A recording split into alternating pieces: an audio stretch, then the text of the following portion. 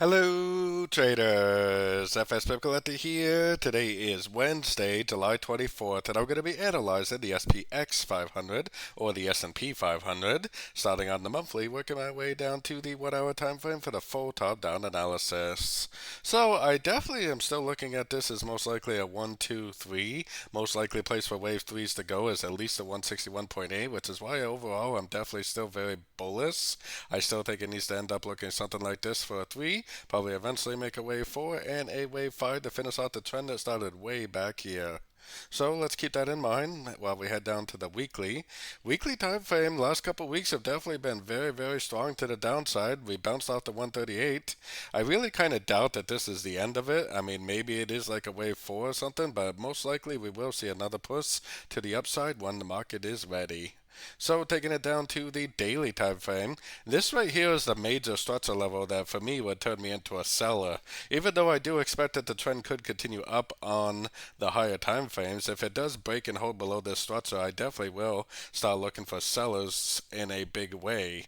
But if it actually goes down and rejects that structure, I'm definitely still going to try to go long for the continuation of the uptrend. Taking it down to the 4 hour time frame, I still have this labeled as a big ABC correction. Now, I'm not really 100% confident that that is what it is, but to me, it definitely looks like 3 waves down for like a wave A. It looks like 3 waves up for potentially a wave B. If this really is an expanding flat with a higher high wave B, lower low wave C, then the next likely target would be the 261.8 or the 278.6, which is where a expanding flat normally goes. Either that goes to the 161.8, 178.6, or the 261.8, 278.6. So if we see price go down there, bounce from these levels, reject the structure over here, go up and break structure, then I definitely am going to take that as a long opportunity for the continuation of the uptrend. If we do not see this picture right here, I would just continue to look for shorts every chance I got on the shorter time frames.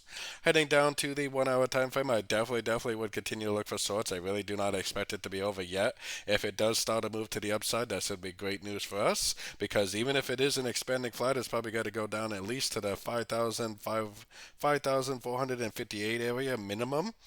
So, I mean, I would expect to see at least one more sorting opportunity. I mean, it kind of looks to me like a 1, 2, 3, so probably needs to make a wave 4 and probably another push down for a wave 5.